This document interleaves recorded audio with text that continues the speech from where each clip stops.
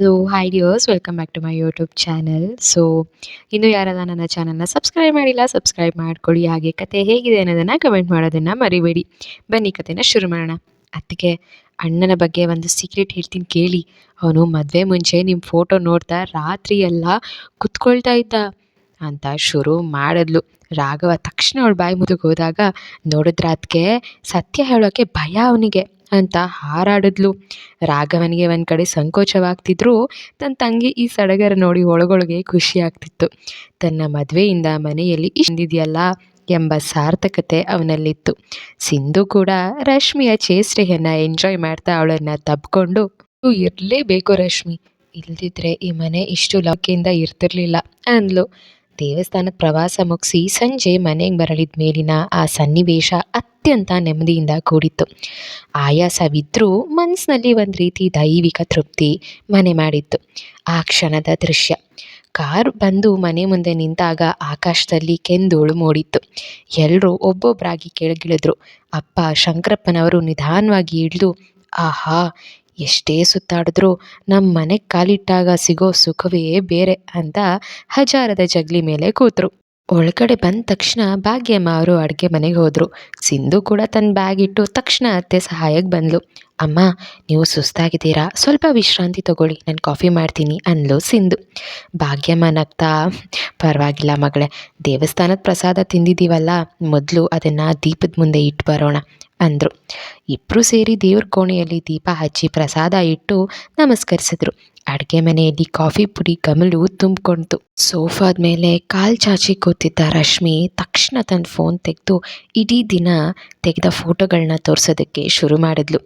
ನೋಡಿಯಪ್ಪ, ಅಣ್ಣ ದೇವಸ್ಥಾನದ ಮೆಟ್ಲು ಹತ್ತುವಾಗ ಅದಕ್ಕೆ ಕೈ ಹಿಡ್ಕೊಂಡು ಹೇಗೆ ಹೇಳ್ಕೊಂಡು ಹೋಗ್ತಿದ್ದಾನೆ ಅಂತ.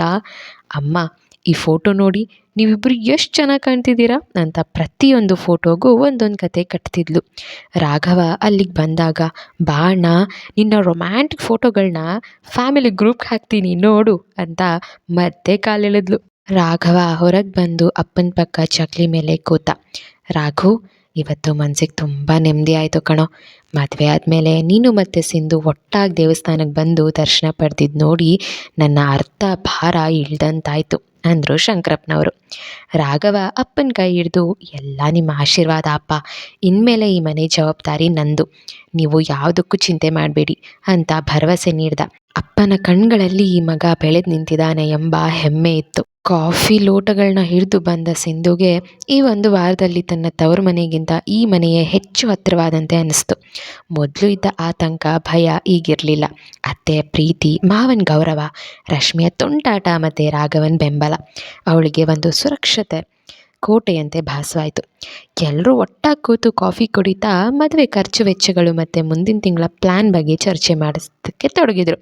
ಆ ಸಣ್ಣ ಮನೆಯಲ್ಲಿ ಹರಿಯುತ್ತಿದ್ದ ನಗು ಮತ್ತು ಹರಟೆ ಅಲ್ಲಿ ಬಡತನಕ್ಕಿಂತ ಹೆಚ್ಚಾಗಿ ಸೌಹಾರ್ದತೆ ಇದೆ ಅಂತ ಸಾರ್ತಿತ್ತು. ರಾಘವ ಕಿಟಕಿ ಮರೆಯಿಂದ ಸಿಂಧುನ ನೋಡ್ದ. ಅವಳು ಅಮ್ಮನ ಜೊತೆ ನಗ್ತಾ ಮಾತಾಡ್ತಿರೋದನ್ನು ಕಂಡು, ನಾನು ಗೆದ್ದೆ ಅಂತ ತನ್ನಿಷ್ಟಕ್ಕೆ ತಾನೇ ಅಂದ್ಕೊಂಡ. ದೇವಸ್ಥಾನದ ಪ್ರವಾಸ ಮುಗಿಸಿ ಮನೆಗೆ ಬಂದ ಮೇಲೆ ಸಿಂಧು ತನ್ನ ತಂದೆ ತಾಯಿಯ ನೆನಪಲ್ಲಿ ಸ್ವಲ್ಪ ಹೊತ್ತು ಮೌನವಾಗಿದ್ಲು. ಅವಳ ಮನದ ತುಮಲ ಅರಿತ ರಾಘವ, ಸಿಂಧು, ಅಪ್ಪನಿಗೆ ಒಂದು ಫೋನ್ ಮಾಡು ಅಂತ ಹೇಳ್ದ. ಸಿಂಧು ತನ್ನ ತಂದೆಗೆ ಫೋನ್ ಮಾಡ್ದ. ಆ ಸನ್ನಿವೇಶ ಅತ್ಯಂತ ಭಾವುಕವಾಗಿತ್ತು. ಸಿಂಧು ಫೋನ್ ಹಚ್ತಿದ್ದಂತೆ ಅತ್ತ ಕಡೆಯಿಂದ 2 ರಿಂಗ್ಗೆ ಅವಳ ತಂದೆ ಸೋಮಶೇಖರ್ ಫೋನ್ ಎತ್ತಿದ್ರು. ಬಹುಶಃ ಅವರು ಮಗಳ ಕರೆಗಾಗಿ ಕಾಯ್ತಾ ಕೂತಿದ್ರು ಅನಿಸುತ್ತೆ. ಹೇಳಮ್ಮ ಸಿಂಧು, ದೇವಸ್ಥಾನಕ್ಕೆ ಹೋಗಿ ಬಂದ್ರಾ? ಎಲ್ಲರೂ ಆರಾಮಾಗಿದ್ದೀರಾ? ಅಲ್ಲಿ ನಿನಗೇನು ತೊಂದರೆ ಆಗ್ತಿಲ್ಲ ತಾನೇ ಅಂತ ಸೋಮಶೇಖರವರು ಒಂದೇ ಉಸಿರಿಗೆ 10 ಪ್ರಶ್ನೆಗಳನ್ನ ಕೇಳಿದ್ರು.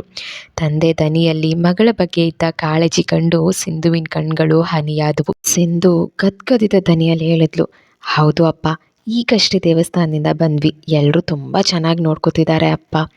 ಅತ್ತೆ ನನ್ನನ್ನು ಕೆಲಸ ಮಾಡೋಕ್ಕೂ ಬಿಡ್ತಿಲ್ಲ. ಅಪ್ಪ ಅಂದರೆ ನಮ್ಮ ಮಾವ ನೀವು ಇದ್ದ ಹಾಗೆ ತುಂಬ ಪ್ರೀತಿ ಮಾಡ್ತಾರೆ. ಅಷ್ಟರಲ್ಲಿ ಸಿಂಧುವಿನ ಅಮ್ಮ ಫೋನ್ ಕಿತ್ಕೊಂಡು, ಮಗಳೇ, ನಿನ್ನ ಅಡುಗೆ ಕೆಲಸ ಹೇಗಿದೆ? ಅತ್ತೆ ಮಾವನ ಜೊತೆ ಹೊಂದ್ಕೊಂಡು ಹೋಗ್ತಿದ್ಯಾ ಅಲ್ವಾ? ರಾಘವ ನಿನ್ನ ಚೆನ್ನಾಗಿ ನೋಡ್ಕೋತಿದ್ದ ಅಂತಾನೆ ಅಂತ ಕೇಳಿದ್ರು. ಸಿಂಧು ನಗ್ತಾ, ಹೌದು ಅಮ್ಮ, ರಾಘವ್ ತುಂಬ ಕೇರಿಂಗ್. ಇವತ್ತು ದೇವಸ್ಥಾನದಲ್ಲಿ ಇಡೀ ದಿನ ನನ್ನ ಕೈ ಹಿಡ್ಕೊಂಡೇ ಇದ್ದರು. ರಶ್ಮಿ ಅಂತೂ ನನ್ನನ್ನು ನಗಿಸಿ ನಗಿಸಿ ಹೊಟ್ಟೆ ತುಂಬ ಹುಣ್ಣು ಮಾಡಿಬಿಡ್ತಾಳೆ ಅಂದ್ಲು. ಮಗಳ ಮಾತಿನಲ್ಲಿ ಇದ್ದ ತೃಪ್ತಿಯನ್ನು ಕೇಳಿ ಸೋಮಶೇಖರ್ ಅವ್ರಿಗೆ ಒಂದು ದೊಡ್ಡ ಭಾರ ಇಳ್ದಂತಾಯಿತು. ನೋಡಮ್ಮ ಸಿಂಧು, ನಮಗೆ ಆಸ್ತಿ ಅಂತಸ್ತು ಮುಖ್ಯ ಅಲ್ಲ. ನೀನಿವತ್ತು ಅಲ್ಲಿ ನೆಮ್ಮದಿಯಾಗಿದ್ದೀಯಾ ಅನ್ನೋದೇ ನಮಗೆ ಕೋಟಿ ರೂಪಾಯಿ ಆಸ್ತಿ ಕೊಟ್ಟ ಹಾಗೆ. ರಾಘವನ್ ಕುಟುಂಬ ತುಂಬ ಸಂಸ್ಕಾರವಂತ ಕುಟುಂಬ, ಅವರನ್ನು ಯಾವತ್ತೂ ನೋಯಿಸಬೇಡ ಅಂತ ಬುದ್ಧಿ ಮಾತು ಹೇಳಿದರು. ನಂತರ ಸಿಂಧು ಫೋನನ್ನು ರಾಘವನ್ಗೆ ನೀಡಿದ್ಲು.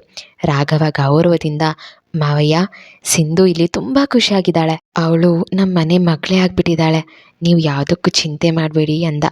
ಸೋಮಶೇಖರ್ ಅವರು ರಾಘವನ್ಗೆ ಧನ್ಯವಾದ ತಿಳಿಸಿ, ಮದುವೆಗೆ ಮುಂಚೆ ನಿನ್ನ ಬಗ್ಗೆ ಸ್ವಲ್ಪ ಕಠಿಣವಾಗಿ ಮಾತಾಡಿದ್ದೆ, ದಯವಿಟ್ಟು ಕ್ಷಮಿಸ್ಬಿಡು ಮಗನೇ, ನೀನು ತುಂಬ ಒಳ್ಳೆಯವನು ಅಂತ ಈಗ ಅರ್ಥವಾಗ್ತಿದೆ ಅಂದರು. ಫೋನ್ ಇಟ್ಟ ಮೇಲೆ ಸಿಂಧುವಿನ ಮುಖದಲ್ಲಿ ಒಂದು ತೇಜಸ್ ಕಾಣಿಸ್ತು. ತನ್ನ ತವರು ಮನೆಯವರು ಸಮಾಧಾನವಾಗಿದ್ದಾರೆ ಮತ್ತು ತನ್ನ ಈ ಮನೆಯಲ್ಲಿ ತನಗೆ ಪೂರ್ಣ ಬೆಂಬಲ ಸಿಗ್ತಿದೆ ಎಂಬ ನಂಬಿಕೆ ಅವಳನ್ನು ಬಲಪಡಿಸಿತು. ಅವಳು ರಾಘವನನ್ನು ನೋಡಿ ಕಣ್ಣುಗಳಲ್ಲೇ ಧನ್ಯವಾದ ಅರ್ಪಿಸಿದ್ಲು. ಈ ಕರೆಯು ಎರಡು ಕುಟುಂಬಗಳ ನಡುವಿನ ಅಂತರವನ್ನು ಕಡಿಮೆ ಮಾಡಿ ಒಂದು ಗಟ್ಟಿಯಾದ ಸಂಬಂಧವನ್ನು ಬೆಸೆಯಿತು. ಮಧ್ಯಮ ವರ್ಗದ ಸಂಸಾರದಲ್ಲಿ ಇಂತಹ ಸಣ್ಣ ಸಣ್ಣ ಸಂಭಾಷಣೆಗಳೇ ದೊಡ್ಡ ಶಕ್ತಿಯಾಗಿರ್ತವೆ. ಸಂಬಂಧಿಕರ ಮನೆಗೆ ಮದುಮಕ್ಕಳನ್ನು ಆಮಂತ್ರಿಸೋದು ನಮ್ಮ ಸಂಪ್ರದಾಯದ ಒಂದು ಪ್ರಮುಖ ಭಾಗ ಅಲ್ವಾ. ರಾಘವ ಮತ್ತು ಸಿಂಧು ಇಬ್ಬರು ಮೊದಲ ಬಾರಿಗೆ ರಾಘವನ ದೊಡ್ಡಪ್ಪ ಹಾಗೆ ಅವರ ಸೋದರತ್ತೆ ಮನೆಗೆ ಹೊಸ ಮದುಮಕ್ಕಳಾಗಿ ಭೇಟಿ ನೀಡಿದ ಆ ಸನ್ನಿವೇಶ ಬಹಳ ಕುತೂಹಲಕಾರಿಯಾಗಿತ್ತು. ರಾಘವನ್ ಸೋದರತ್ತೆ ಮಂಜಮ್ಮನ ಮನೆಗೆ ಇವರಿಬ್ಬರಿಗೂ ಆಮಂತ್ರಣವಿತ್ತು. ಮಂಜಮ್ಮ ಸ್ವಲ್ಪ ಕಟುವಾಗಿ ಮಾತನಾಡುವ ಸ್ವಭಾವದವರಾದರೂ ಮನಸ್ಸು ಬಿಳಿ ಹಾಳೆಯಂತೆ. ಮನೆಗೆ ಹೋದ ತಕ್ಷಣ ಮಂಜಮ್ಮ ಅತ್ತೆ ಬಾಗಿಲಲ್ಲೇ ಆರತಿ ಬೆಳಗಿ ಸ್ವಾಗತಿಸಿದ್ರು. ಬನ್ನಿ ಬನ್ನಿ, ಹೊಸ ಮದುಮಕ್ಕಳು ಮನೆಗೆ ಬಂದರೆ ಲಕ್ಷ್ಮಿ ಬಂದ ಹಾಗೆ ಅಂತ ಸಂಭ್ರಮಿಸಿದ್ರು. ಸಿಂಧು ವಿನಯವಾಗಿ ಅವರ ಕಾಲು ಮುಟ್ಟಿ ನಮಸ್ಕರಿಸಿದಾಗ, ಚೆನ್ನಾಗಿರು ಮಗಳೇ, ನಮ್ಮ ರಾಘವನಿಗೆ ಸರಿಯಾದ ಜೋಡಿ ನೀನು ಅಂತ ಹರಿಸಿದ್ರು. ಮನೆಯಲ್ಲಿ ನೆರೆಹೊರೆಯವರು ಮತ್ತು ಕೆಲವು ಹತ್ತಿರದ ನೆಂಟರು ಸೇರಿದ್ರು. ಎಲ್ರಿಗೂ ಹೊಸ ಸೊಸೆ ಮೇಲೆ ಒಂದು ಕಣ್ಣು.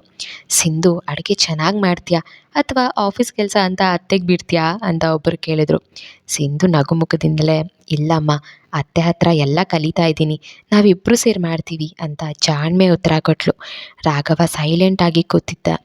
ನೋಡಿ ಮಾವಂದಿರು ಶುರು ಮಾಡಿದ್ರು, ಏನೋ ರಾಘವ, ಮದುವೆ ಮುಂಚೆ ಫೋನೇ ಎತ್ತಿರ್ಲಿಲ್ಲ, ಈಗ ಹೆಂಡತಿ ಬಂದಮೇಲೆ ನಮ್ಮನ್ನೆಲ್ಲ ಮರ್ತು ಬಿಡ್ತೀಯಾ ಹೇಗೆ? ರಾಘವ ನಾಚಿಕೆಯಿಂದ ಸುಮ್ಮನೆ ನಕ್ಕಾಗ, ನೋಡಿ ಹೊಸ ಮದುಮಕ್ಕನ ಮುಖದಲ್ಲಿ ಎಂಥ ಕಳೆ ಬಂದಿದೆ ಅಂತ ಎಲ್ಲರೂ ನಕ್ಕರು. ಮಂಜಮ್ಮ ಅತ್ತೆ ಮದುಮಕ್ಕಳಿಗಾಗಿ ವಿಶೇಷವಾಗಿ ಹೋಳಿಗೆ ಮತ್ತು ತುಪ್ಪದ ಊಟ ಸಿದ್ಧಪಡಿಸಿದ್ರು. ಇಬ್ಬರನ್ನು ಪಕ್ಕದ ಪಕ್ಕದಲ್ಲಿ ಕೂರಿಸಿ, ಇವತ್ತು ಇಬ್ಬರು ಒಬ್ರಿಗೊಬ್ರು ತುತ್ತು ಕೊಡಬೇಕು ಅಂತ ರೇಗಿಸಿದ್ರು. ಸಿಂಧು ನಾಚಿಕೆಯಿಂದ ತಲೆ ತಗ್ಸಿದ್ರೆ ರಾಘವ ತಂಗಿ ಚೇಷ್ಟೆ, ರಶ್ಮಿಯ ಚೇಷ್ಟೆ ನೆನಪಾಗಿ ಮುಗುಳ್ನಕ್ಕನು. ಹೊರಡುವಾಗ ಸೋದರತ್ತೆ ಸಿಂಧುವಿಗೊಂದು ಸುಂದರವಾದ ರೇಷ್ಮೆ ಸೀರೆ ಮತ್ತು ರಾಘವನ್ಗೆ ಶರ್ಟ್ ಪೀಸ್ ಕೊಟ್ಟು ಹರಿಸಿದ್ರು. ಜೀವನದಲ್ಲಿ ಸಣ್ಣ ಪುಟ್ಟ ಜಗಳಗಳು ಬರ್ತವೆ, ಆದರೆ ಒಬ್ರಿಗೊಬ್ರು ಬಿಟ್ಕೊಡ್ಬೇಡಿ, ಸಂಸಾರ ಅಂದರೆ ಹೊಂದಾಣಿಕೆ ಅಂತ ಕಿವಿ ಮಾತು ಹೇಳಿದ್ರು.